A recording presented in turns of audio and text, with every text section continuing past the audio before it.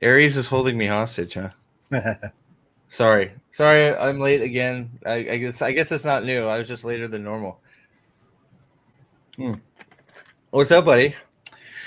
Not much. How you doing? Oh well, okay, a little late, but what's up? What Fadian's here? What's up, buddy?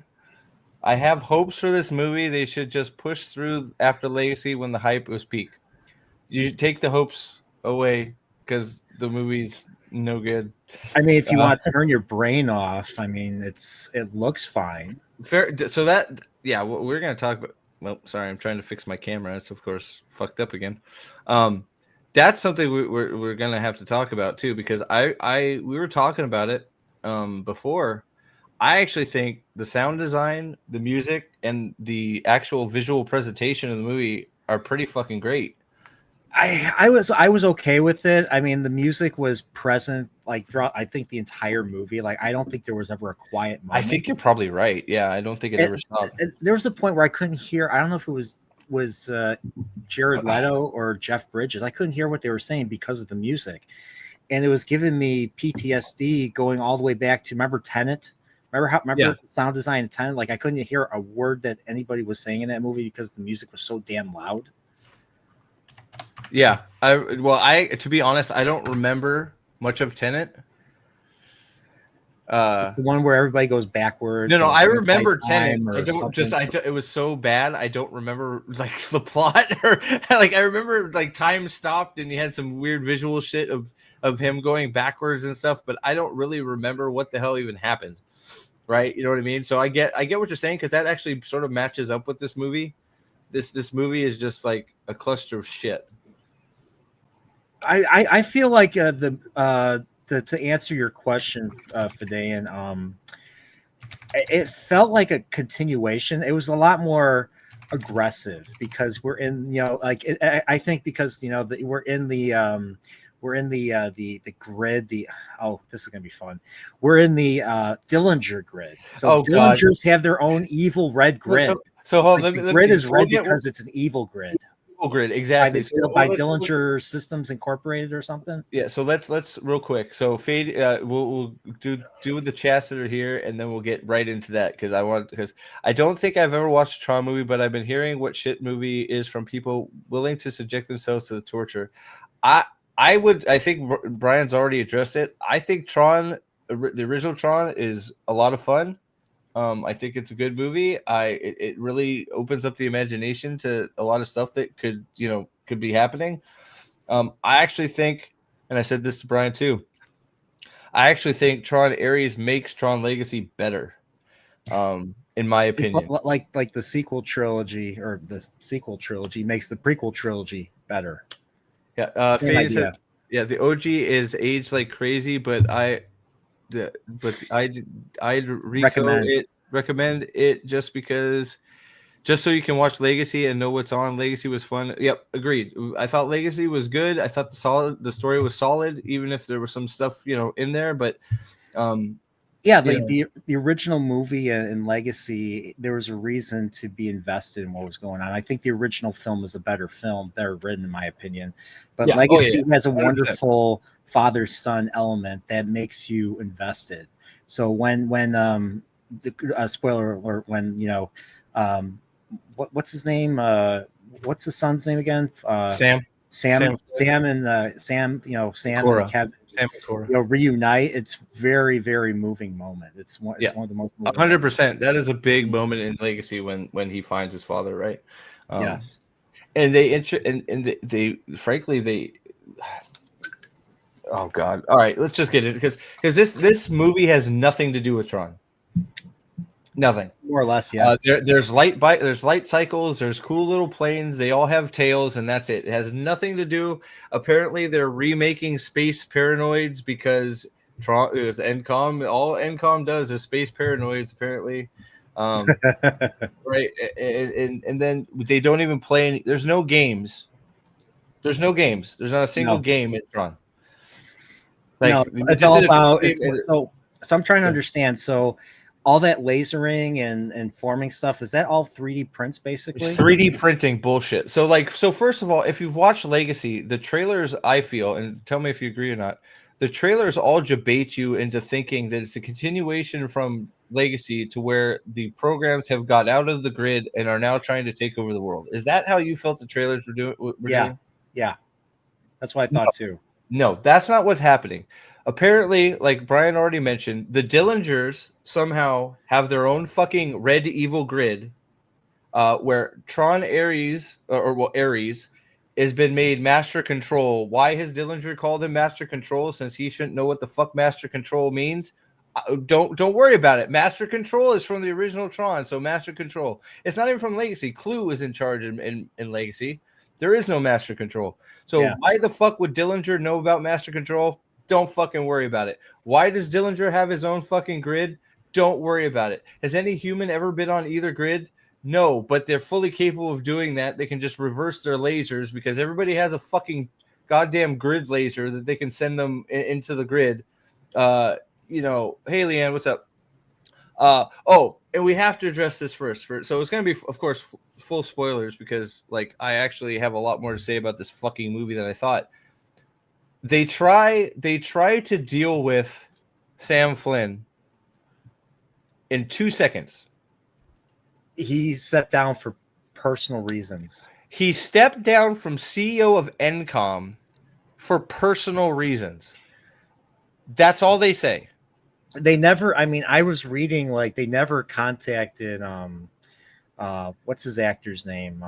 Hedlund? Yeah, Garrett Hedlund. They never contacted him once. He didn't. Like he would have been in the movie if they would have asked him. Yeah, it's like, look, Olivia Wilde isn't working that much anymore. She's off doing like bullshit fucking charity work, so shouldn't have been that hard to get. Garrett Hedlund, he's an okay actor, but he's not working a lot right now. I'm sure he would have jumped at the chance. What about Jeff Bridges? Jeff Bridges had his character concluded in Legacy, so. Why did they bring him back? The problem is because we had to have our brand recognition. Exactly. It's Tron. Tron is Kevin Flynn, so Kevin Flynn must be in movie. But what they did was completely retarded. What's up, buddy? So like apparently the grid from the original still exists, and it's like, no, it doesn't. No, it just flat out doesn't. Like that's what the movie ends up. They send Ares. So the whole movie is them searching for we'll call it a MacGuffin, whatever you want to call it. The permanence code. Yeah. Because the whole movie is this: Sam Flynn has stepped down as CEO for reasons. They don't even give you a good one. They just say Sam Flynn stepped down. So Sam Flynn is a complete fucking failure. He doesn't care about his father. He doesn't care about protecting the grid. He doesn't care about Korra. He doesn't care about NCOM, his father's legacy. He doesn't care about any of that shit. He just retired. You get to hear that in about a 2-second blurb in a newspaper. So then we go right to the Red Evil Dillinger grid. How did he get a grid? How does he know what the fuck the grid is? I don't know, but his is red, so it's evil.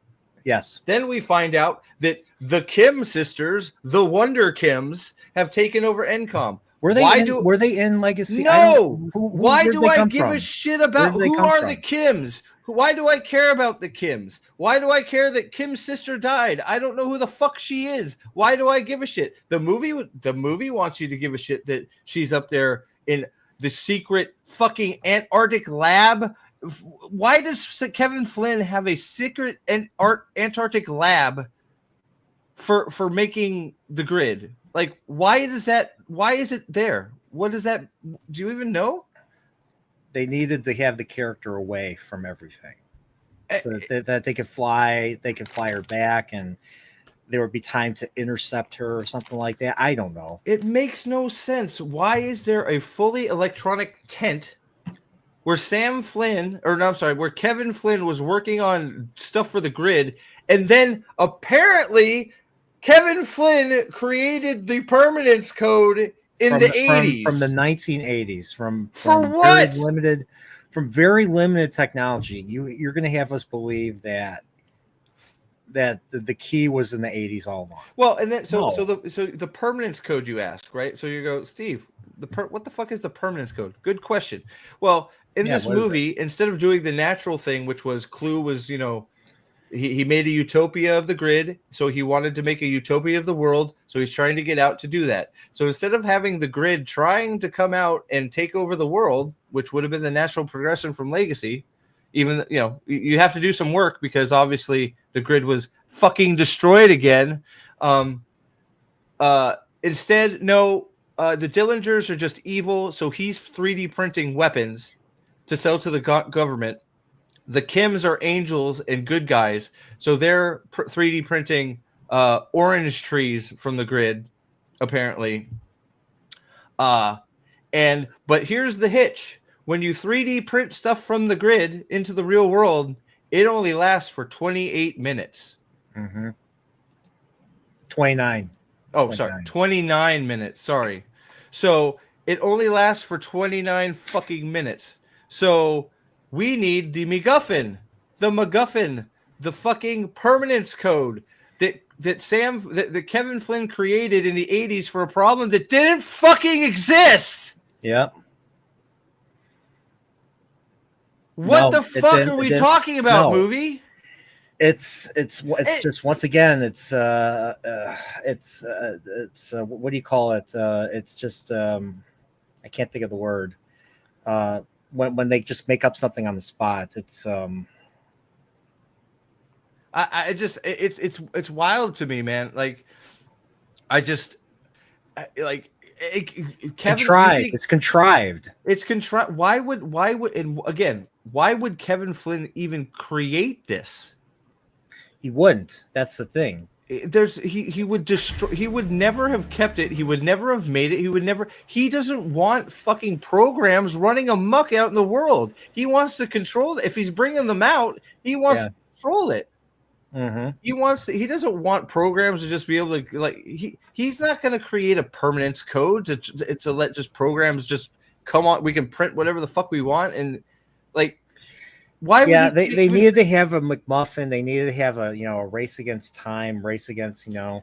NCOM is racing against Dillinger Systems in order to get this. Of course, NCOM gets it, or she gets it. What's her name? Kim. That's her last. And then the rest of the movie becomes like the Terminator 2, where they're chasing her. Yeah. And the what was her name? Athena was running like the T-1000 after her in that parking tower garage. After Ares decides he wants to be a Goodman because he downloaded her file or something. Her feelings about her sister, and he sensed empathy, and Dillinger kept calling him expendable because Dillinger's a fucking idiot. You don't tell that AI he's expendable, you fucking moron. Right? You're expendable. I'll just make another one. You're expendable. Yeah. I'll just make another one. This is supposed to be the smartest, most physically capable program you've ever made, and you keep telling him that I'll just kill you and make you another one.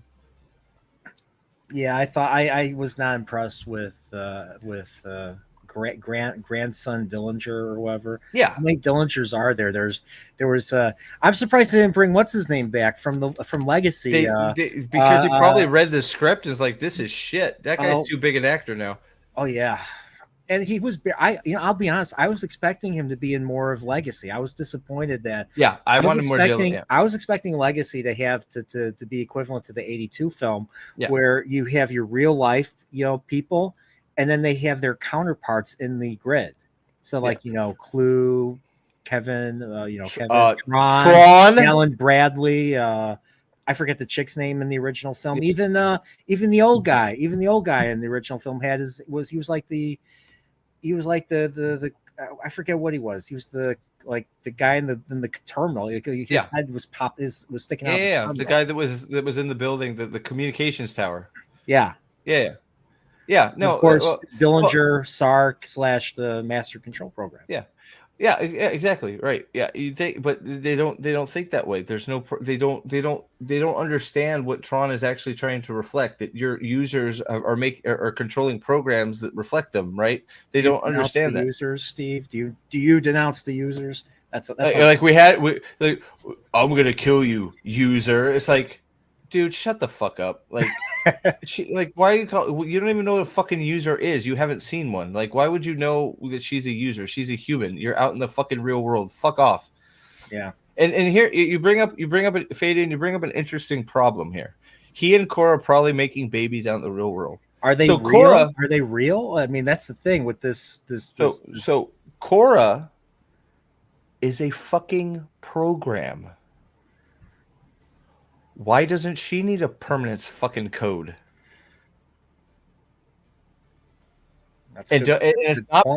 It's not because he came out the fucking the fucking portal, because Ares comes out the portal at one point. Yeah. So why doesn't Cora need a permanence code? Because it does because she didn't need one. They acknowledge her existence several times in the movie in newspaper clippings about, but it's crazy. It's just like this, and then it's just like, how you have, if you're gonna let fucking the Dillingers, like if you want NCOM, they managed to maybe, like, first, not having Sam Flynn involved is crazy, but if you want to say that maybe NCOM coerced fucking Sam into giving him the grid specs or something, so NCOM had started rebuilding the grid, maybe. How have the Dillingers got a hold of a grid schematic? How do they a grid laser, and how do they know all this shit about the grid? You have to explain that. He just can't have it. He just has it. They have this whole big grid. It's just fiery red because they're evil. Yeah. I don't know, to be honest. It's wild, right? So it's just like, let's see. Maybe it's just a crusty old Gen X, but Tron only appealed to us. I don't think it appeals to younger viewers. Making film without Tron in it seems dumb to me. It's completely dumb. It's completely dumb, and that was one of the things that I was sort of waiting for. Yeah, Disney doesn't understand some of the. Well, it's not even that it should be left alone. If you're going to continue it, continue it. Like that's the big. I feel like that's one of the biggest problems with this movie too. Is they act like it's a direct sequel to Legacy, and they don't explain anything that happened in Legacy. Yeah, I mean, like I said, it's just. It's very typical of entertainment now to do this, and there's like little incentive to want to watch their stuff because of this. Like, if you're going to follow something up, you have to use logic. You have to write it logically, and we have to know where the characters are and where they are likely to be. It has to make sense. It has to make sense. If it doesn't make sense, why do it? Well, and I honestly, I didn't know they didn't reach out to Garrett Hedlund at all. I was waiting for him to show up. Yeah, like why Jared Leto? Like, why him? Well, hey, he's got a Ducati at the end. Ha ha. That's why. Did he steal Sam Flynn's Ducati, or like why does he have a Ducati? It's like, remember, Sam Flynn has a Ducati and so does Kevin Flynn. So now Ares has to have a Ducati. It's like, can we fucking stop? It's not even a reboot. That's the problem. It's a continuation that doesn't continue anything. Yeah. Jared Leto is fucking not a draw anymore. It's exactly right. Jared Leto is a fucking joke. I mean, you know what I watched for the first time? What are you gonna say, Morbius? No, not Morbius. No. Older, much older. Okay. It's considered one of the greatest films of all time. Okay. Requiem for a Dream. Okay. Have you seen that? No. Don't. Is Jared Leto in it? Yes. Oh, well, yeah. He plays a drug addict, and well, perfect. It's a movie about drug addicts, and that's perfect for him. Yeah. So he was probably on drugs when he was doing Ares, because he had no emotion at all. No, none whatsoever. Movie. And I don't know if that's how they told him to play it, but it's like, I'm Ares. Hi, Kim sister. You feel. I now feel. You see my boner? Let's fuck. It's like, what? And they brought up some like random like musical group some 80s group I've never even heard of. He's like, oh, I like the 80s. I'm like, okay. What, you mean Depeche Mode? Yeah, is that who? Yeah, they have in the middle of the movie. They start having him and Kevin Flynn start having a conversation about fucking music. He's like, I like Depeche Mode more than Mozart. I don't know why. Maybe it's because I feel now. And Kevin Flynn's like, cool, dude. I'm the big I was it's like, what the fuck, dude? Where was his White Russian? I think this is more of a. It's like, where's the imaginary bowling alley, Kevin? Yeah. Like, what the fuck are we doing? I'm Aries. I feel now. Can I have the fucking permanence code? Yeah. I'm 80s Kevin Flynn. I don't know what a permanence code is, you motherfucker. I would have never made it. It's just so why is the 80s grid a thing? Why is there an 80s grid? I guess because there's a disc, and whenever there's a disc, there's a grid. I guess I don't know. Like everything that has data has a grid now. I don't know. But it's like you try and follow the chronology because the movie. This is the problem. If they reboot it, it would have been better. They don't. So now you're forced to follow the story beats from the previous movies. Kevin Flynn goes to the grid, destroys Master Control, right? Yeah. And leaves, right?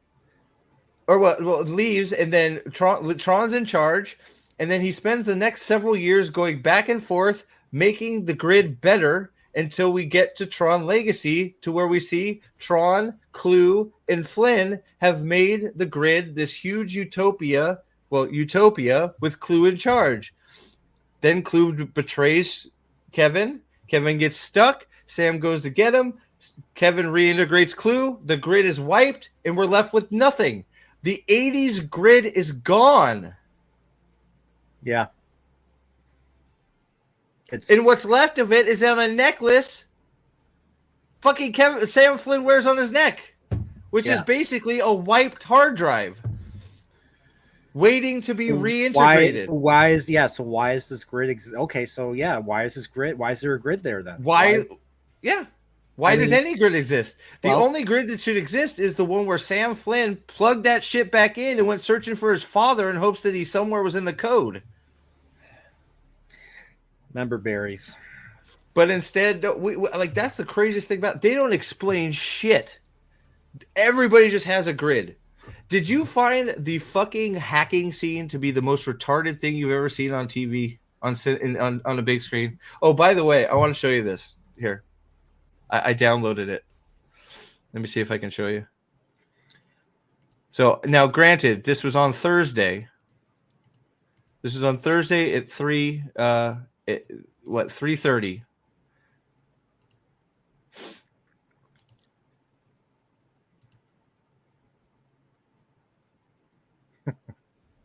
That was my theater. I got to have a private one-person screening with an employee. An employee came and sat down next to me for half of it. So you didn't sit like in the middle? No, I sat on the way back. I was in the way back with my feet up, my socks off. I almost took my pants off for a minute. Took a shit in the chair next to me. I was all spread out. I had my fries, my popcorn, my drink. I was chilling. I had that was the best part of the experience, that I was alone and it was me by myself. It wasn't quite the same for me, but there was like a few other people, but like people were leaving before like the credits rolled, and nobody. So is Daddy Flynn still a god? No. So Daddy Flynn is still apparently dead. He's dead. He exists only in apparently the 80s grid, which is on his fake hard drive in the top of Encom on the top of Encom Tower. Where apparently his grid, the memory of Kevin Flynn has his own personal grid on his own personal computer that nothing's on. So they send Ares in there to search for the permanence code that, again, Kevin Flynn created in the 80s when there was no purpose for it.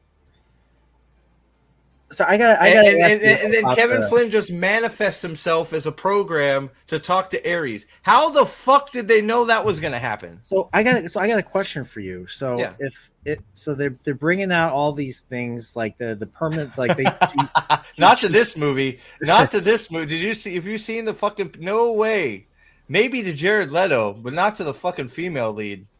God damn. The permanence code.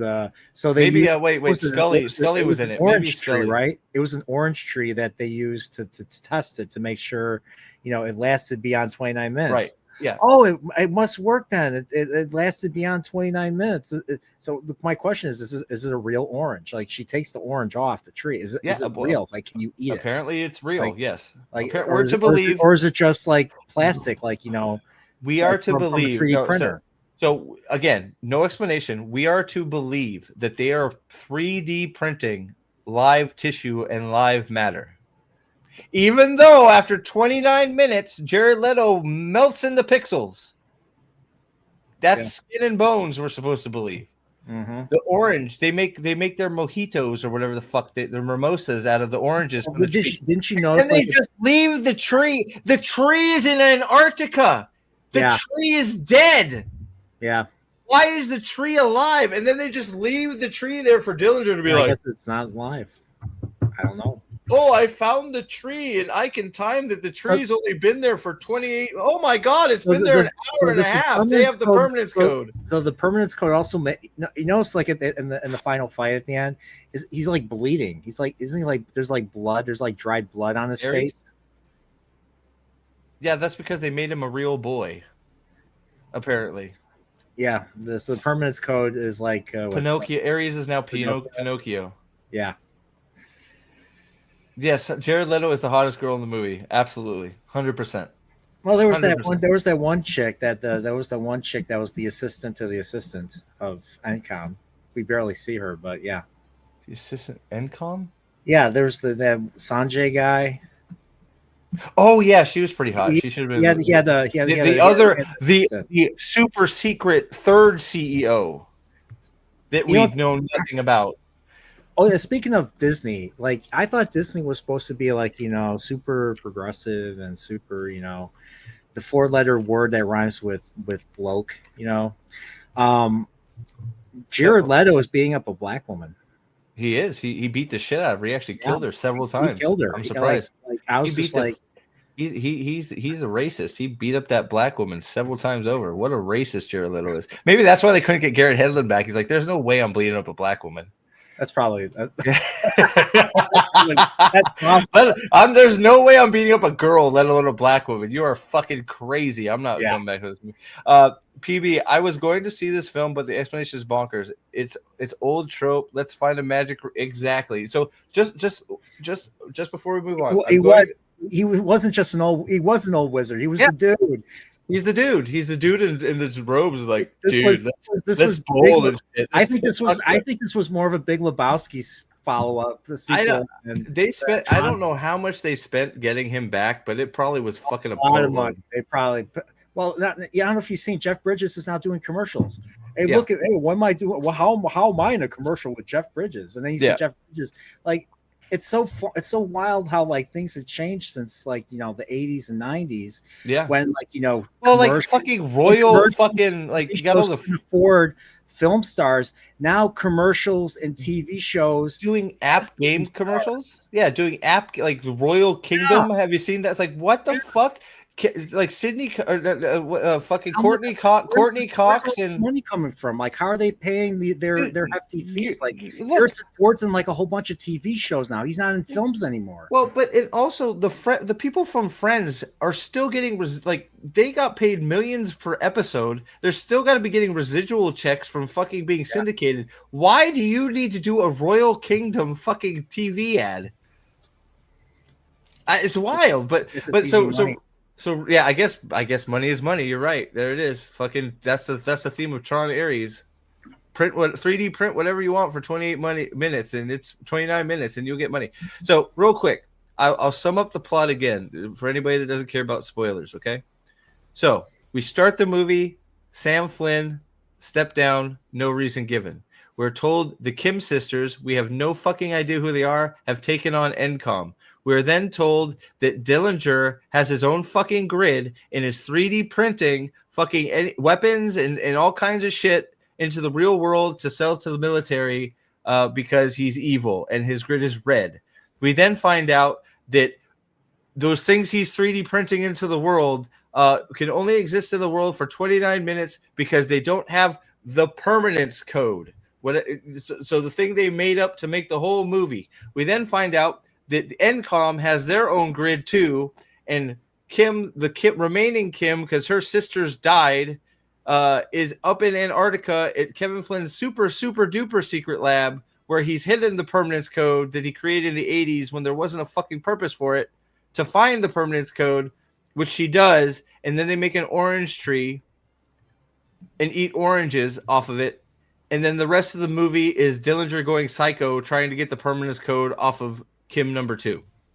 That's the movie. Yeah. So it ends up becoming just like that. The second half becomes just like a long chase. It's just you're right. It's the Terminator. Yeah. It's a bad. And that's the only thing that was going for was just the music when it wasn't visuals. Yeah. The visuals. Yep. What do you think of the choreography? Because I know you and Nathan do those crazy. Yeah, I'd have to slow it down because I was barfing during the. Are you talking about during the invasion scene? Yeah. Why the fuck was goddamn fucking the oh god, the redhead guy? That is the weirdest cameo in movies. Yeah, the guy from freaking Shameless and from the Star Wars. Jedi Survivor. Jedi Survivor guy. Why the fuck was he was in it for 2 seconds? Why was he even there? I thought he had a bigger role in the movie because I saw that he was in it. I thought he was going to have a bigger role, and he wasn't. I'm curious if it got cut. What's up, Dempsey? I'm curious if he got cut out because he's there for 30 seconds during their stupid invasion scene. So there's a scene where Dillinger decides to hack NCOM and he just does it. But then that's visualized by him sending a team of his 6 red guys led by Ares and then his second Athena going in and just utterly destroying all of the security programs in the NCOM system. Mm-hmm. And then he jumps, I guess, into fucking Kim's hard drive. Is that where he is? Where he gets all the visions of her? Yeah, I think he downloads her data or something like that. So he goes and downloads her data and falls in love with her or some shit because she loves her sister who's dead. Yeah. And you're like, what? Yep. And then fucking Dillinger blows up the fucking NCOM system. Yeah. And kills all his programs and then remakes them and Ares is like, I'm tired of dying. I'm not fucking expendable. Yeah, they die, they come back, they die, they come back, they die, they come back. It just got monotonous after a while.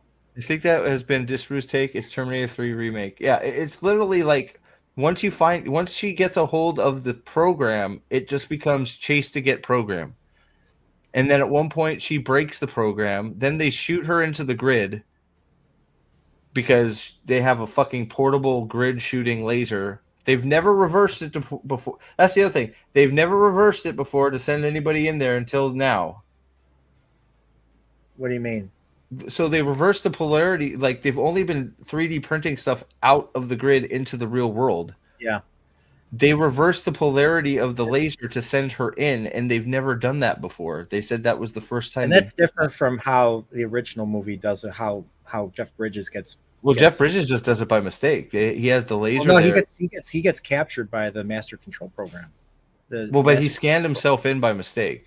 I mean, he has the scan. Remember, he's doing his work at his desk, and he has the laser there, and he hits execute, and he scans himself in. I think it was by mistake. I don't think he went in on purpose. Maybe he went on purpose. No. The master control program was talking to him. He's like, "Hey, that's right. Master control turns it on and turns it on and brings him in. That's right. Yeah. Right. So the laser was never shooting anything out. It was just built to bring them in. So now these lasers are now printing shit. But if you reverse the polarity, you can send people in. And it's like, well, if that's just been something you could do, wouldn't you have done that a long time ago? Mm-hmm. Yeah. Like, there's no risk. It's your grid. Like, especially the Dillinger character. It's your grid. There's no risk. They all obey you. Just fucking go in. Yeah. But so we get to do the whole, oh, I'm in the grid. It's so fucking crazy. Look at all the lights and shit. I've never been. It's amazing. I'm in my fucking goddamn. It's basically the red version of the grid in Legacy.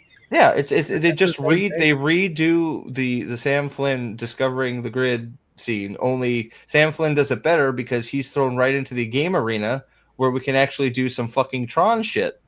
Yeah, all the Tron shit is done outside the grid, like the light cycle, and then the light cycle shit was fucking no purpose. What's that big ship again with the two legs like this? I forget what they call it. What's it called? Reconnoiter, or I don't know. They name it when they see it coming because it's from the game. Yeah. But why does Dillinger have fucking why can the Dillinger program make that? It's not a Dillinger game. Like, no, is that an overlook? The Dillinger shouldn't be able to make that shit. It's not from his system. No, it's not. So how are they making light cycles and shit when they don't have the fucking program for that? I don't know. I guess copy recognizer. There you go. Recognizer. That's it. Okay. Yeah. I guess reverse engineering. He saw. They made a copy. They made a very closely resembling copy or something. Yeah, maybe. I don't know. But like, I found the light 5% difference. I don't know. I found the light cycle scene to be stupid. I thought the light cycles looked cool. But we're to believe that light cycles are just destroying all of downtown, whatever fucking city it is, and nothing. That's another thing I noticed. Like, what's the implication for real people that are driving and that are walking around? They split a fucking cop car in half. Yeah,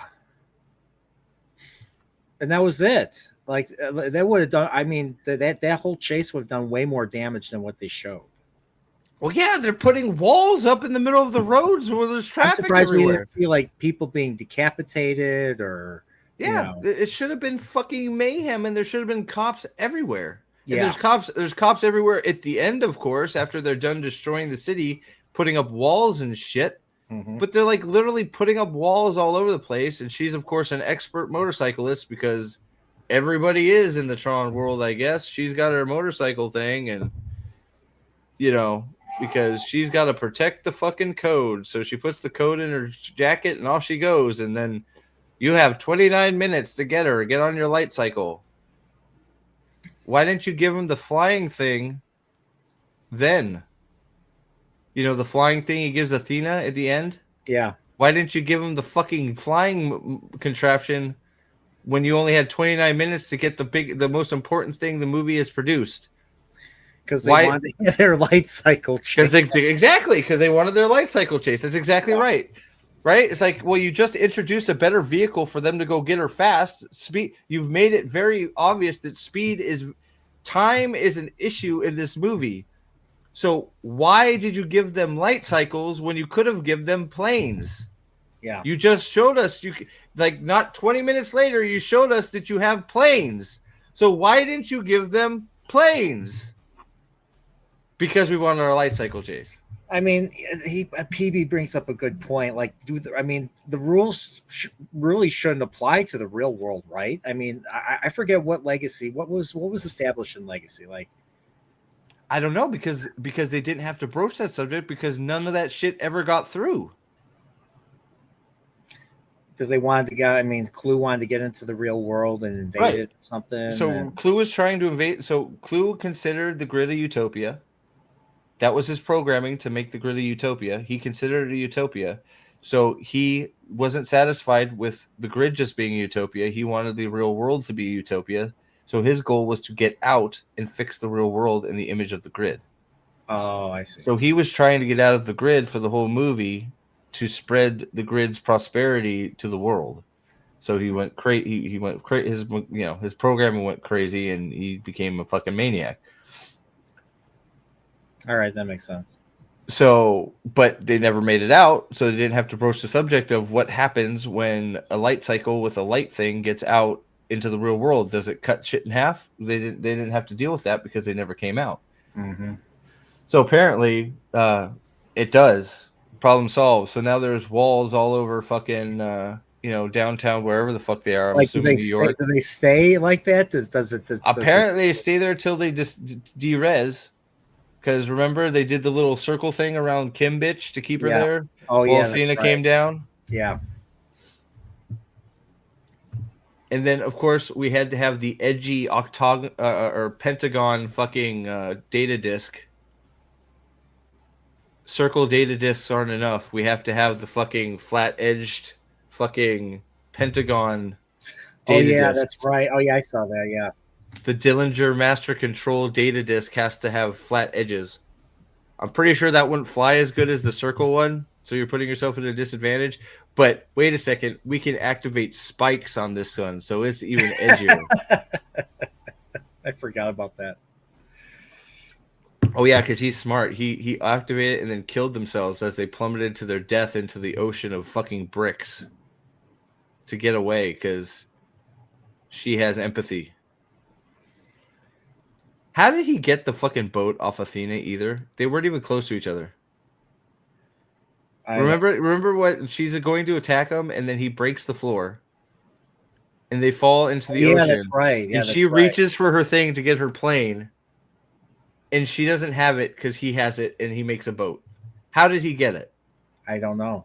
She was like 8 miles away from him. Don't think about it. Don't think about it. Just he needed a boat. He manifested it. Just be happy to consume next product. Just consume product. Yeah, exactly. Like, well, that was the other thing. So yeah, how can I don't know. So in Tron, everything happened in like 2 minutes in real time because computers are really fast. So those grids beings think they move a real time world. Yeah, no, it doesn't make any sense.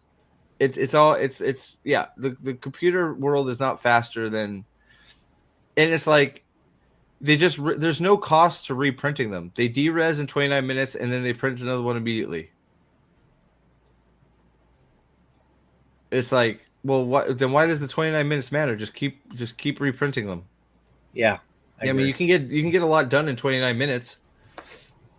Yeah, I mean that's what happens at the end. They kill Athena and then they just reprint her and she comes back in the so I recognizer. Destroy, like, did they destroy the, well, they don't destroy the grid, but they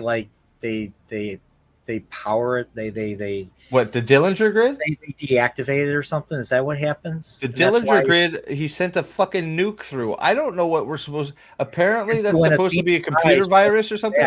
Yeah. So when Athena dies, she doesn't come back, basically, because. So how does Dillinger? So why can't she come back if Dillinger went in? I guess even though the I don't know. I guess the grid. I guess Sark reactivated the grid because you saw the code, some dormant code that showed up on the screen. Why is Sark in the Dillinger grid? I guess that's for the next movie. That's not going to ever going to happen. Can you? That's the other thing. They have the gall to set up a sequel in this movie. Yep. For another movie. I couldn't believe it. There is no way in hell Evan Peters is going to fill the shoes of David Warner's Sark. That's just not going to happen. No. Well, or the guy Peaky Blinders guy who was the Dillinger in the previous movie. Cillian Murphy. Like he was great. Why wasn't he in that? Why wasn't if they just got Cillian Murphy and Garrett Hedlund and fucking Olivia Wilde, this movie could have been fucking great. Yeah, I was surprised Cillian Murphy wasn't in more of Legacy. Like I was expecting to see a version of him in the grid. I mean, it's just simple. It's so simple. You have Sam Flynn going back into the grid that's fucked, right? He's trying to find his father. Cora's back with him. They've recreated something. They're trying to get the SOs to come to manifest again or something. I don't know, but they're looking for Kevin Flynn. Then you have fucking Cillian Murphy, Dillinger character, do some espionage to find out what they're doing, and he steals the data disk that has the grid, and then he starts creating his in my opinion, all the grids should be connected. Yeah. Like, so the Dillinger grid should be connected. Like in this movie, anyways, the Dillinger grid and the NCOM grid, they should be on the same. Like, they should both be connected in somehow. And it shouldn't be like, oh, I have to hack in to fuck you up, right? Because like they're just so good at hacking. Everybody can hack everybody. Dillinger hacks the fucking NCOM grid, steals the data, and then blows it up. Apparently, not as much as the NCOM people blew up his grid, though. They sent the mega nuke virus into the Dillinger grid, whereas Dillinger just sent the "I'm gonna fuck with you" virus. Yeah, in his grid, and it's like, why? Yeah, Sark is back, and he apparently fucking takes over Dillinger's body when he goes into the Dillinger grid. Yeah. Don't ask. So like you see like the helmet. You see, I didn't even notice this the first time. Do you have the shot of it? Let me see. Wait. Let me. I almost fucking puked. Like I was just like, this is like we are definitely doing. It's like remember berries to the max, dude. And then on top of it, there's no games in Tron. Even though they're not even in the NCOM fucking system where they're re-releasing Space Paranoids. There's no scene where they're like, there's programs playing fucking games. Just security programs getting their ass kicked. And then there's no fucking Tron in Tron. No Tron, no Alan Bradley, no Bruce Boxleitner. Like they could have. He's still working. He was in the Orville not too long ago. My whole thing with this whole thing is Tron is the protector of the system. He is basically the ultra antivirus, right? Yeah. So with all this bullshit going crazy on the grids, don't you think the system would have manifested Tron to protect itself? The system should have made Tron to try and combat all the bullshit that was going on. Mm-hmm. In my opinion. Yeah, there you go. That's a scene from the very final shot of the movie. And you could tell, you see the helmet and all that. That's Evan Peters. Yeah, there's some weird date. Yeah, so the grid that's not working, Dillinger reverses the polarity and sends himself into it, and then he goes in where apparently it's not broken, and Athena should be standing there because you can still print data disks, right? If he can print a data disk for himself, Athena and all the other ones should be re-resed, right? Mm-hmm. Because that's all you should need is data disk. It's right there. Mm-hmm. So he goes in and he goes, "Oh, there's a strange data disk here. What is it?" And he grabs it and he turns into him. Because remember his helmet from the original Tron? Remember? Yeah. Remember him? He was a cool character. That was fun back then. Remember the bit from Tron? Yeah. Yeah, that's in it too, because we go into the 80s grid that shouldn't exist. Yeah, as much as it didn't make any sense, I enjoyed. It was a breath of fresh air to see the old grid, even though it makes no sense whatsoever. Here, this was the after credit scene too. I have no idea why this exists. This is to promote. This is their sequel drop, because now you have a Kevin Flynn that exists on the grid. Yeah. Oh, yeah, guys. Remember the scene where Kevin Flynn broke out of the arena and the crack in the wall? That crack in the wall is still there, even though this was turned into a utopia by Clue fucking 10 years later. Yeah. Don't ask questions.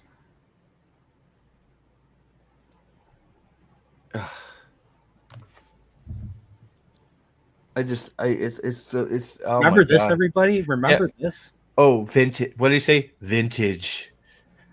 When he got in there, remember when Ares gets in there, he's like, "Oh no, retro." He's like, "Retro, just like Depeche Mode, my type of light cycle."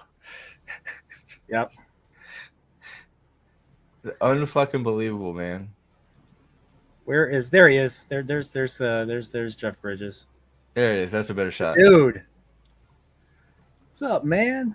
What's up, man? We could go bowling right now. Where's my? I'm gonna get. You want a white Russian? I'm gonna get a white Russian. Yo, Aries, you got any weed, brah?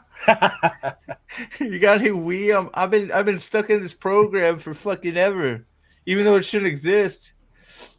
I'm here for the permanence code. Well, if you got some weed, we can do a deal. Maybe a White Russian. Yeah, totally. You got some weed, That's then pretty maybe. much what happens in this movie. Yeah. Hey, how's my son doing? Oh, never mind. Fuck him. He gave up I don't have income. a son. I have no son. What are you talking about? It's unbelievable, man. It's just like why is he wearing this? Why is he got a little space angel on his chest? Why is he Tony Stark? I don't like. He's the wizard. He's the wizard of the grid. I don't know. Well, not any grid. He's not on any other grid. Just his own personal grid where he talks to himself. Apparently, he owns the McMuffin. I'm supposed to believe. Hold on. Again. I am supposed to believe there is a digital imprint on the '80s grid of Kevin Flynn, who sits there and does nothing.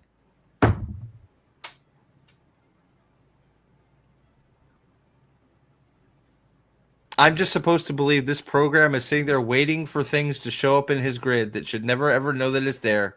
And as soon as they show up, he comes out and it's like, "Hey, what's up? Hey, you want this? You want this?" Time he does nothing else.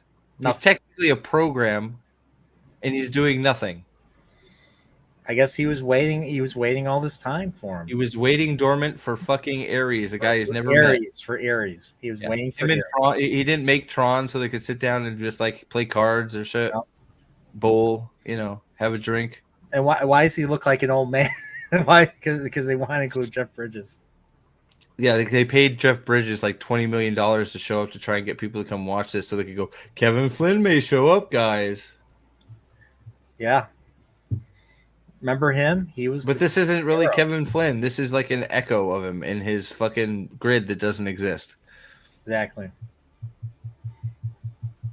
So it's like some of the stuff they do visually is cool. I thought some of this looked cool, but it's nonsensical. So it takes away from it completely. Yeah, it does. Let's see if I can find the some of the visuals of the chase and all that. There's an overhead shot of the bike. That's the evil grid, by the way. It looks really evil because it's red. Yeah. Next thing you know, Kylo Ren's going to come out there and start crying. This was actually, this chase was actually quite a bit of fun. Yeah, so they're chasing on the. It looks cool. It looks cool. It's nonsense.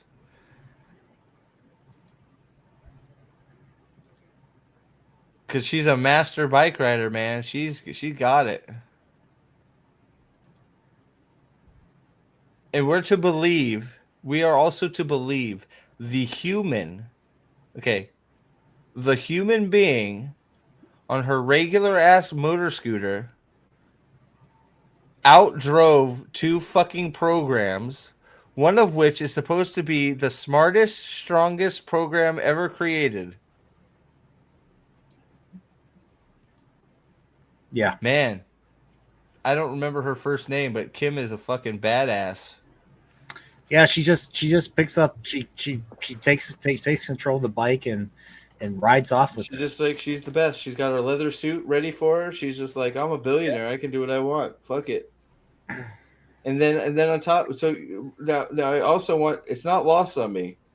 By the end of the movie, Gillian Anderson is in charge of Dillinger. Oh yeah, we forgot about her character. She was barely in it. She's stupid. Why is she so? So she gets killed, but she was in charge. Athena is in charge of the Dillinger grid because Ares is a bitch. Yeah. And the Kims are Kim number 2 is in charge of Incom. Yeah. I guess women get shit done after all. Yeah, pretty much. Looking at Gillian Anderson's character, I could see her. You know who I was thinking of when I was watching her? She's the only one that's close to fuckable in the movie, by the way, and she's like 80. Yeah, and I was thinking if I was thinking she could probably with the way her hair was, I was thinking she could be a Cat Swain.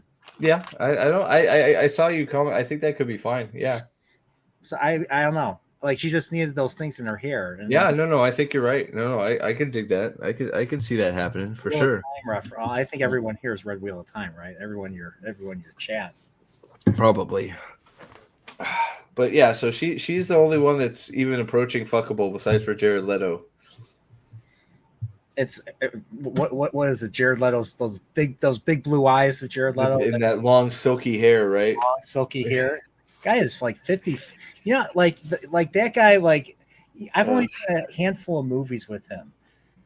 The first movie I've ever seen with him was he put on weight to play John Lennon's murderer. It was about him, but it was he pretends to be John Lennon's murderer. I'm pretty sure he pretends to be a method actor, but he's just psycho.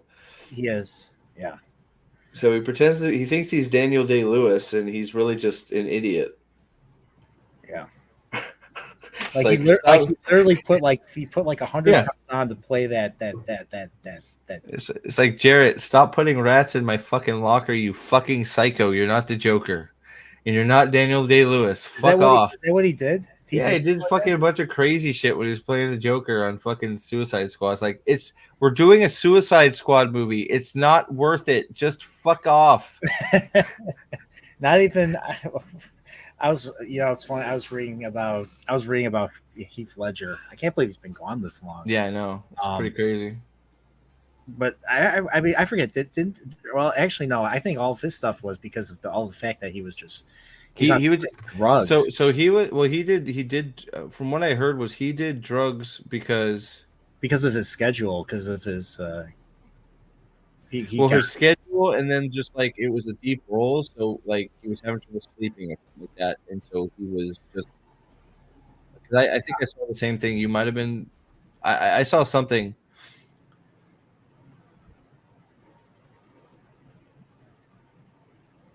One second. Didn't he get killed by an Olsen twin? I heard something. One of the Olsen twins was somehow involved. Oh, I don't know.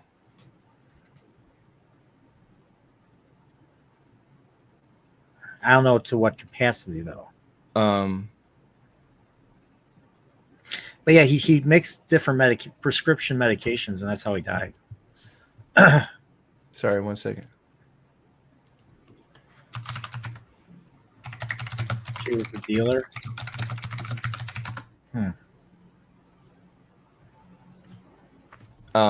Was that what she was the dealer? I know he was like, I know he was just like getting way engrossed in the role. Yeah. So like he like was taking it really fucking like seriously, and it was fucking with him, so he couldn't sleep. But you know how much talking about Heath Ledger is more interesting than talking about fucking Tron Ares? Jared, you know who I wish was in Tron Ares? Fucking Heath Ledger. Yeah. His fucking ghost. God damn. Yeah, it's well, there's also like it might be out now. The John Candy documentary. I haven't watched it yet. Is that good? I haven't seen it. I think it's out now. I want to watch it because I miss John Candy. Was so fucking great. John Candy's the first time I learned about a heart attack. I learned about a death of an actor. John Candy, fucking the man. Because I don't know. When I was a kid, every morning there used to be this old cartoon called Camp Candy. I don't know if you remember it. Did they play the Wonder Man trailer before this? I don't think so. Wonder Man? Which one's Wonder Man? They played the Keanu Reeves one where he's the angel, which sort of looks funny. I actually don't remember most of the trailers. Wow. That's how fucking just like out of it I was. I don't remember a lot of the trailers. Oh, they played the fucking Avatar 3, The World's on Fire. Jake Sully. Everybody's a Navi now. Have you seen the second one? I haven't seen the second one. I have. It's trash. Is it? Yeah. For how just plain Jane the first one is, the second one is just nothing. It was no good. I didn't like it, but how are they gonna make 5 movies of that? Are they doing 5? I thought it was 3. No. I thought this was the end. No. Oh my god. They're doing a 4th and a 5th. Well, everybody's a Navi now. Now the human that was the bad guy in the first one, he's in a Navi body, but they have guns, and now they have discovered the fire Navi, which are evil, I guess. I don't know. It looks stupid. I don't know. I'm trying to remember what else they fucking played before it. I can't even remember. I never got to see F1. I wanted to see F1, so I'm waiting for that to come out. Oh, with Brad Pitt? Yeah, that looked good. Man, why can't I remember? I usually do pretty good remembering the trailers. I think I turned my brain off and I just... I think I did too. I was busy getting popcorn and drinks and shit. Man, I don't remember. I don't know. I don't think they showed Predator Badlands. Thank God. Oh, they did. They did. Did I saw. They did. They did show that. Oh, sorry, buddy. That movie's so bad. It looks so bad. It looks so bad. Oh my God. No, they didn't show. I didn't see the Wonder Man trailer. Which one is Wonder Man? There was one with Chris Pratt. Oh, the fucking Mercy. Yeah, Mercy. That looks stupid as fuck too. I like Chris Pratt though, so I might give it a chance. But oh man, let's see. I'm trying to see. No, it wasn't Mission Impossible. Trying to see what new trailers are out right now. I don't know. I can't remember. Night of the Seven Kingdoms wasn't no, yeah, Mercy. So Mercy was definitely there. Which one is Wonder Man? They did the Mandalorian and Grogu. Did you see that? Yeah, no Wonder Man for me. Cross, no cross. Man, no. So I don't know. I can't remember for the life of me. I felt like there was a lot, but Mercy was there, and so was Avatar 3. There's a few other ones. I just don't remember them. I guess obviously that makes it sound like nothing worth watching, right? You gonna watch Night of Seven Kingdoms? Yeah, I'll watch it. All right, we'll have to set something up. Yeah, I'll watch it. It looks okay. I mean, HBO does a good job of presentation, but like unfortunately, 6 episodes or 8. I don't know. I haven't. To be honest, I haven't looked into it very much. I saw the trailer. I was like, okay, that looks okay. I can dig it. But we'll see. It looks nice. It's one of those things. Like HBO is a step ahead of everybody because you see like a show like Wheel of Time or Rings of Power and go, ew, what the fuck are they wearing? And then you see something on HBO is like, that looks pretty fucking good. 6 episodes. That's confirmed. Right? I mean, everything on 3/18, 6 episodes. We'll have to talk. Yeah, I don't understand why people don't poach costume designers from fucking HBO because it's just like, dude, like they do it so much better. Yeah. But yeah. So I don't know. Tron Ares, man. I'd give it 3 grids out of 10. If 3. Hey man, there are 3 grids. Yeah, 1 grid for Trent Reznor's music. Reznor. Oh, somebody asked about the music. Yeah, it's not. I don't think it's as good as Legacy. Do you? Which one? Do you think Legacy? Do you think the music for this was better or worse than Legacy? Well, Legacy. Legacy was Daft Punk. So, I mean, it's hard to compare, but I don't know. I mean, some of it's mostly 9 Inch Nails. There's a lot more like Daft Punk's is not nearly as I don't know. There was a lot more energy, I guess you could. I think they integrate. I think the sound was fine, but I think they integrated it better in Legacy. Yeah, even though it was okay in this, it was still pretty good in this. I think yeah, Legacy like it didn't like dominate the movie. It was present, but it didn't like It supported the movie. It supported the movie well. Like yeah. I felt the music had more of a presence than the characters, and it shouldn't be that way. In the second one, or in this in Ares? In this Ares. Yeah. I mean, Ares has no personality either. Like I don't know if that's how they told them how to play it or what, but it's like I'm Ares. I'm master control. Look at my eyes. It was raining. I'm beautiful. I'm pretty. It's raining. Oh, you have empathy. Wanna fuck? It's like, oh my god, dude. Can I trust you? No. Well, I'm gonna trust you anyways. It's like, what the fuck was that all about, too? Can I trust you, Kim bitch? And she's like, probably not. He's like, all right, fine, send me in anyways. It's like, she just said you can't trust her. And then she risked her life for you. So, like, why did you say you can't trust? Like, why was that whole thing there? Was that, like, to be edgy? Like, you can't really trust me. And he's like, well, I'm going to trust you anyways. And she's like, all right, well, you're stupid. I don't know. And then she risked her life over and over again to save him. And it's just like, well, then why were you even questioning whether he could trust you or not? Obviously he can. You're going out of your way to save something that doesn't exist. It's a fucking program. Yeah.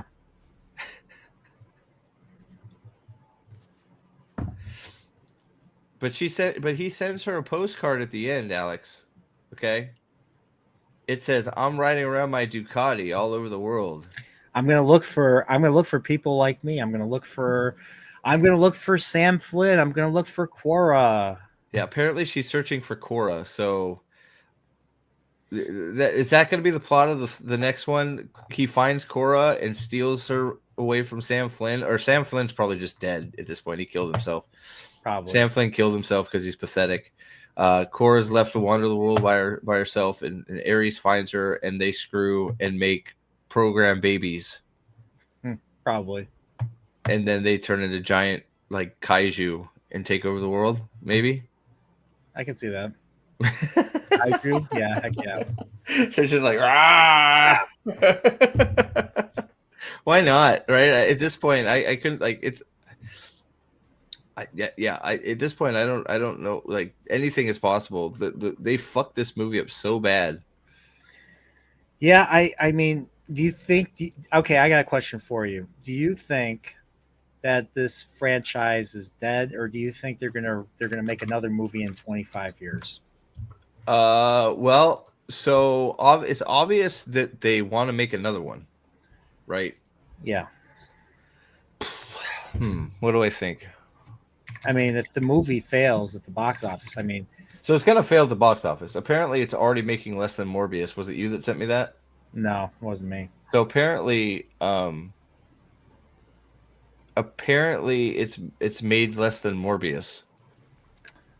Let's see. Tron. Morbius made like what?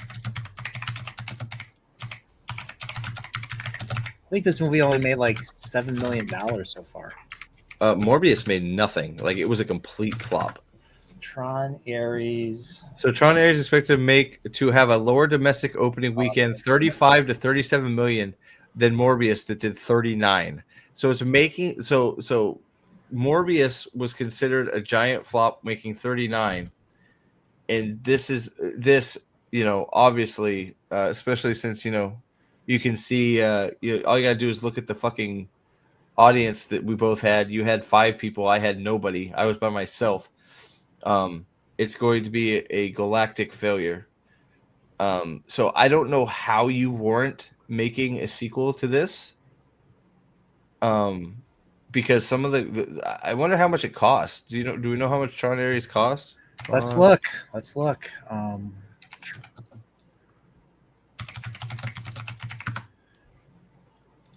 180 fucking million. And it only made so far. So that's just to make it. So yeah, and I feel like I've seen commercials for this movie all over the place. I feel like they did a lot of I don't know about you. I feel like they did a lot of advertisement for this one. Is it? You guys, Alex, do you agree? I don't know if anybody else is in chat. Okay, but I got a question for you. How much? I know like marketing is never part of the budget. Marketing's supposed to be how much doubled. Is it? How much? So the general rule that I've heard people say, I don't know if it's true or not, is you take the budget and you double it, and so the marketing costs about equal to what the budget costs. So what's considered like a success? Like it has to make like. So for this movie, success I would say for this one would be 180 plus 180, you're looking at what, 360? Yeah. So you're looking at 400 million to make up to probably be successful. Doesn't at least take more than that to be successful, though. Doesn't. Well, I mean, probably, but 400 million is still profit, right? So you're still making 40 million. Yeah. So that would be, I would say that's considered successful, 400 million, because you're making a profit. But this is going to lose several hundred million from the looks of it. Yeah. I mean, if it's making 35 million. And the only reason why dude, this costs more than Legacy. Well, Legacy, really? Well, yeah, Legacy costs 170 million. And this was 20. This was but I got to adjust for inflation. This was 2010.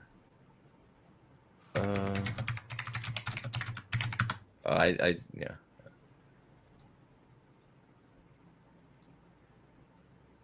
So Tron Legacy made 44 million its first week.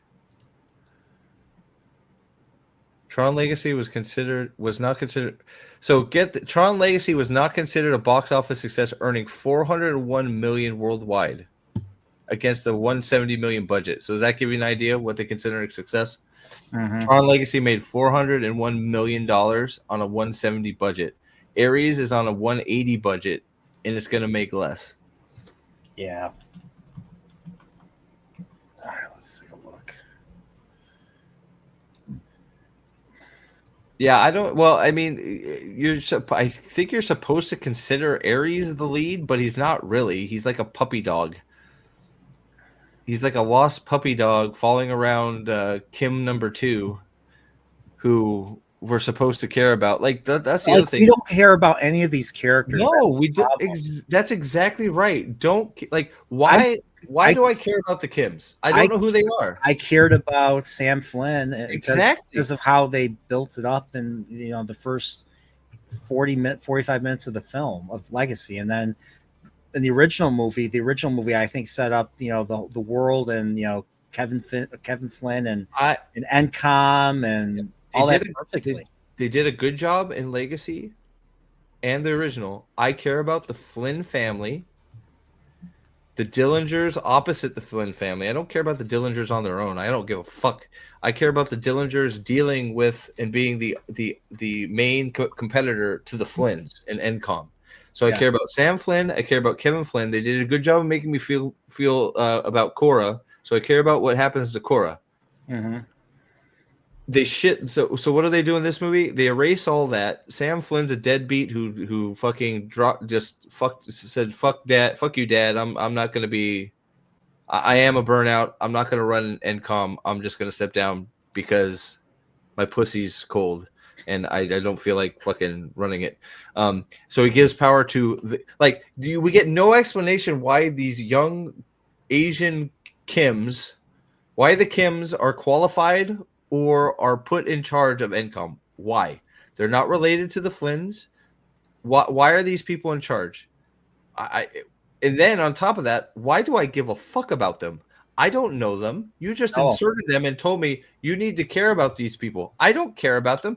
The movie wants us to care that her sister is dead. I couldn't give two shits about her sister. I didn't know her. I don't know that character. You're telling me a character I don't know and have no attachment to, have no history on, died, and you want me to be sad about it. I'm not, because I don't know who this character is. You want me to feel for the other one because she's sad that her sister's dead and she's in the Antarctic in the super secret Flynn robot station trying to find the permanence code that shouldn't exist, and I should care about her. Why? I don't care about her. I don't know who she fucking is. And then her fucking reject retard sidekick, what's his purpose? He's the laser guy, I guess. I don't know. But he's there to tell us about how great she is and why we should care about her. And it's like, and the whole movie goes by and you never care. I don't care. No. Like Ares they all could have died and Gillian Anderson could have been in charge and I could have been like, okay, cool. Maybe she'll do some good things. Maybe she'll reverse all the shit that Dillinger's son did and try and do something right. Yeah. Right? I mean, like, I cared more about Gillian Anderson's character than any of the other ones. And she was barely in the movie. Barely in the movie. So it's like she at least sounds like she made sense. Why like did they kick off the board? I don't even think I think she didn't even want to be in the movie. She's just like, give me my paycheck.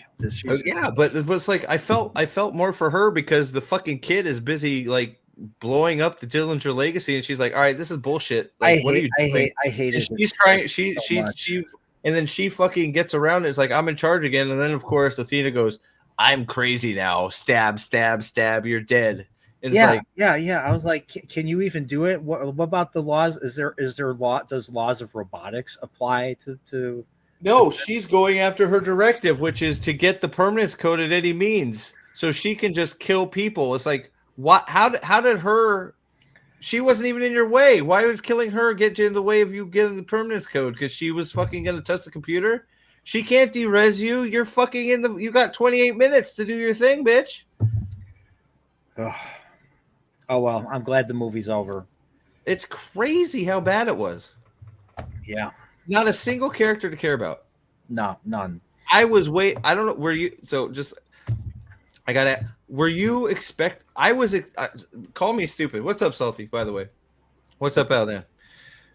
Well, I don't know about you. But I spent the whole movie waiting for Tron to show up. I knew he wasn't in the movie. I knew Bruce Boxleitner wasn't in the movie. Well, I didn't think it was going to be whether it was going to be him or not. Just some sort of entity called Tron to try and start fixing things. Nope, I didn't, because I looked at the Wikipedia ahead of time to see who was in the movie. Especially when we went to the '80s grid, I thought Tron was going to be chilling with at least Kevin Flynn. Nope. Like I thought they'd at least do the bare minimum and have Tron be in there, like standing behind him, being like, "Don't touch Kevin Flynn, or I'll rip your balls off," or something. Nope. No game. So let's recap. Let's recap Tron Ares. No fucking games. No data disk duels, except for when you're infiltrating and destroying another person's grid, because everybody has a grid. No light cycle games. Just a stupid city thing where they should have had planes. So we forced light cycles into the movie. No Tron, no Sam Flynn, no real Kevin Flynn, no Cora, no invasion, just 3D printed. Are they fake or not? We don't even know if they're fake shit. If they don't have the permanence code, are they actually humanoid or are they fakes? I mean, the permanence code made him bleed, made him a person. So he's this is Pinocchio now. This is Pinocchio. Yeah, it's magic. Well, how is Cora surviving without a permanence code? Just forget about Cora. Just don't think about Cora. Don't worry about it. She's not important, like the movie says. I don't know. Yeah, the movie says it. You're exactly right. Cora. It's basically we want the permanence code. It's two companies racing to get one, and then of course the Dillingers want to steal it from the good guys from NCOM, from Miss Kim, and they chase her, and then they capture her. She's in the grid, in the evil grid, and then we have the boat. Jared Leto decides, he has a change of heart, and he goes to the Tron. Then he goes to Member Berry Tron Grid 1982, meets old Jeff Bridges and old wizard Jeff Bridges, and old wizard Jeff Bridges gives him the MacGuffin. He leaves, and then he can survive in the real world, and they kill the bad guys, and then he fucks off. So on his Ducati. In a minute, So you're telling me the portal to the real world is unprotected at all times? Which one? The one in the Either of them. Neither of them have any protection. Jared Leto just walks out without any prompting. They didn't 3D print him. He just went to the portal to the real world and it printed him. Remember when they're on the boat escaping? Because he's like, I can trust you. I got to get you out of here before they kill you. They want to kill you in here, so I got to get you back to the real world. So is she printed or is she a person? because they went through the portal. They didn't have a data disk to put up to warp them out. It just printed them. I don't know. I don't know. Like, is she no longer a person? You're telling me programs can just walk through the portal and print themselves? Yeah, apparently. Yeah, apparently. What the fuck? Like, did we not think about any of this shit? No, they didn't. And he's surprised. The Theta comes back. He's like, "What did you do?" He's like, "I printed it myself. I'm following my directive." How many times has she said that word directive? I'm directive. Fucking user. You're a fucking user. It's like, shut the fuck up. Get on your plane and fuck off to Mars. User, damn you. Oh man. 3 grids out of 10, huh? 3 grids out of 10. No, the portal apparently. So the Flynn grid portal, which apparently Kevin Flynn can just manifest anywhere on the Flynn grid, sends Ares to his old arcade.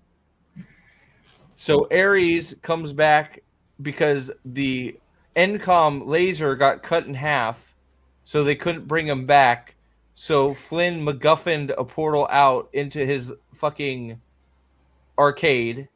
So that's how Ares gets back to the real world, is he goes into the portal with the data disk and comes out in Sam Flynn's basement, or Kevin Flynn's basement. Well, I guess it's Sam Flynn's basement, whatever.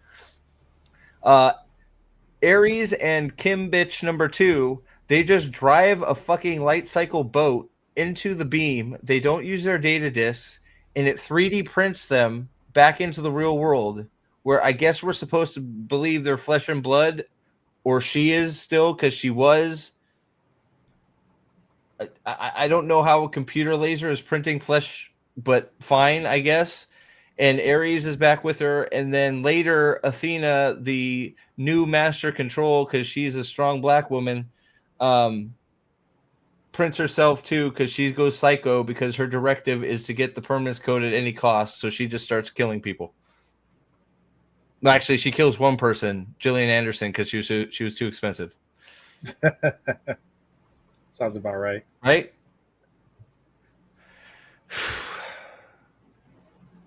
It's bad. It's so bad. Like, you ever gonna watch the movie again? I this one, no, I never watched. There's no point. I'll watch Legacy again and wish for what could have been. Like that. Yeah. That I think that's the biggest thing about this movie to me. It is such a huge missed opportunity. Yes, I agree. They had everything they needed to actually make this movie good, to get a good, strong fan base going, to make the Flynn's characters cool, to make Tron cool again. You base it off, like, you just all you do is you just make Encom widely successful. You start it with a bunch of game, like you go. There's a new Sam Flynn has built a new grid. He's searching for his father, but in the meantime, the games are taking place. You got light cycle races. You got the data disk fights.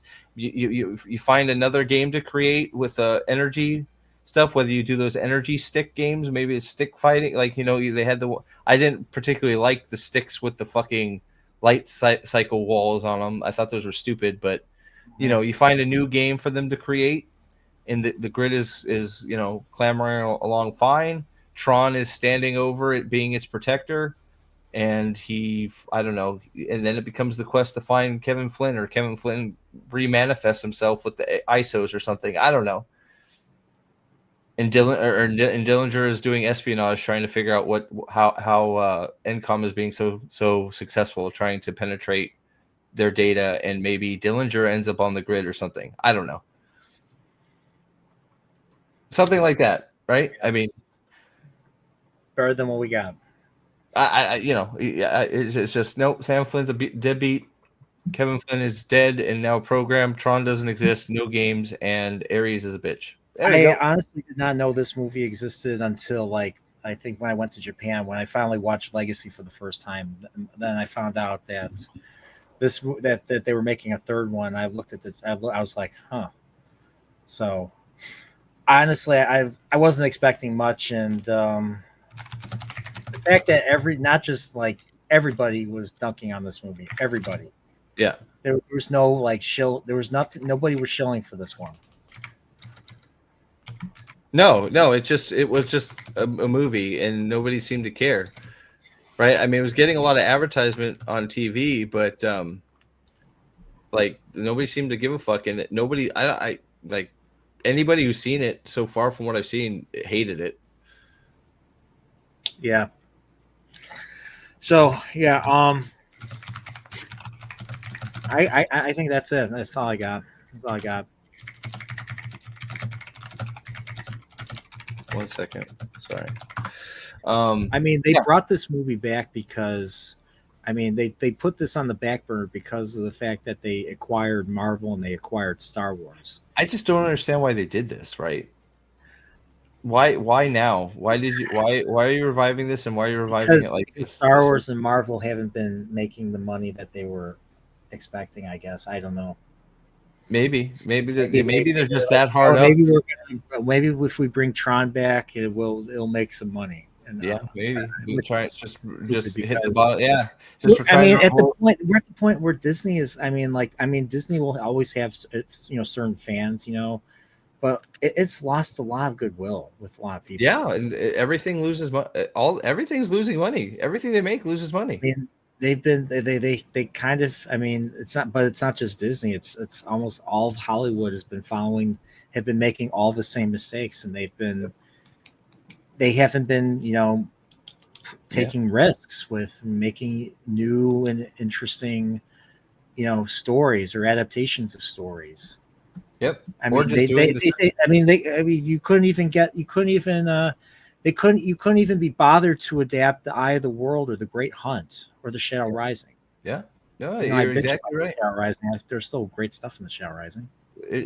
No, you're absolutely right. It's just they think they're better than what is there, and it's the weirdest thing. They're not learning the lessons, and they keep making the same mistakes. And this is another one. It's just like, we have an existing story. Fuck it, we have our story we want to tell. We're gonna tell it. That's why, like, I whenever I hear when I hear a new announcement of something being adapted, I'm just like, yeah, it's dread. I don't care. It's dread. It is dread now. Anytime you hear your thing is being adapted right now, it's like fuck. But hey, the fourth wing apparently is Dragonborn. It's total indifference. Like I just don't care. Yeah. Like I hear, they're making a new Star Trek series. I don't care. Why? They just canceled the other two, right? Why would you make another one? The Starfleet Academy is starting in January as well. So, but I don't think they're making any more. They haven't announced any more shows beyond that. Well, hey man, you're gonna have to watch the Fourth Wing, which is the Wheel of Time replacement, which is dragon porn. So I'll be there for that one. Yeah. All right. Well, yeah. I'll give Tron 2 light cycles out of 10. It was bad. Actually, I'll give it 3 because I like the visuals and I like the music. It just the story completely fucks it. I mean, but were those light cycles? Were they real light cycles? Like what was? Okay, we'll give it 3 data discs out of 10. There you go. Data discs do exist. 3. I like three Kevin Flynn or 3 bits. 3 white Russians out of 10. How about that? 3 dudes out of 10. There you go. All right, guys. Thanks for hanging out. And don't watch Tron Ares. Don't waste your money. Wait till it comes out on whatever tomorrow because it's not going to be in theaters long. Still don't watch it. It's watch not going to be. Tron 82. Watch Tron Legacy. Yes. And if you're curious, wait till it's out and free because it's going to be quick. It's going to be out of theaters quick. And thank you, Leanne, for being here. Alex, Salty, everybody else. I know Fadian was here. PB, thanks for all your chats. Sherry, as always, and we will be back soon with something else. Thank you all for being here, and bye. Peace.